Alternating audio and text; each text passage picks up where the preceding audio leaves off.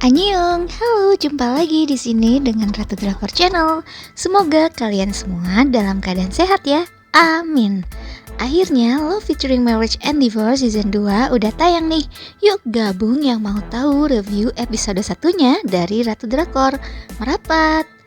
Oke, kita mulai dari hubungan Park Ha-ryung dengan Nam Ga-bin ya. Di sini ada pembicaraan antara mereka mengenai hubungan mereka ke depannya. Park Ha-ryung ini bilang intinya ia akan menyelesaikan semuanya dengan keluarganya. Sementara Nam Ga-bin yang awalnya terlihat ragu dan minta Ha-ryung untuk berhenti akhirnya bisa tampak lebih yakin. Beralih ke Sapyeong. Di sini Sapyeong dan Yusin akan berenang, tapi Sapyeong terlihat auto sembunyi saat melihat seseorang. Ternyata ia melihat Seoban dan Yusin tampak cemburu dan menanyakan siapa Seoban dan kenapa Sapyeong harus malu. Sapyeong menjawab merasa tidak nyaman terlihat dengan pakaian renangnya. Back to hubungan Songwon dan Sahyun. Songwon meminta Sahyun untuk pergi. Dan akhirnya ia mengaku kalau dirinya hamil dan minta izin untuk membesarkan anaknya. Sementara Sahyun terlihat kaget, ia gugup tapi senang hingga mengira ini hanya mimpi. Setelah pulang dari rumah sakit untuk cek kandungan, Sahyun minta dibelikan bunga dan ingin diselamati karena akan menjadi seorang ayah. Di mobil, Songwon menjadi emosional dan mengingat bagaimana ia diceraikan hanya karena tak punya anak. Dan kini terbukti ia bisa hamil meski caranya salah guys. Sahyun pun menghapus air mata Songwon. Kalau saja mereka ini bukan pasangan selingkuh nih. Adegan ini syahdu banget. Emosinya, kebahagiaannya, kesedihannya sangat terasa bahwa anak yang ia kandung ini memang membawa kebahagiaan. Songwon kemudian ke gereja. Di sana ia berdoa dan minta maaf atas kesalahannya karena kebahagiaannya malah membawa penderitaan untuk orang lain. Gimana ya?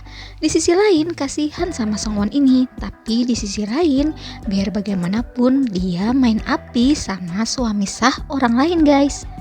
Dan finally back to masa kini ya guys, setelah flashback yang segitu panjangnya di season 1. Sekarang kembali ke masa kini dengan kelanjutannya saat Ami yang bertemu Yusin di pesawat menuju Pulau Jeju. Di pesawat diam-diam Ami dan Yusin bertemu dan berbincang. Yusin minta Ami mengabarinya jika ia sudah pulang.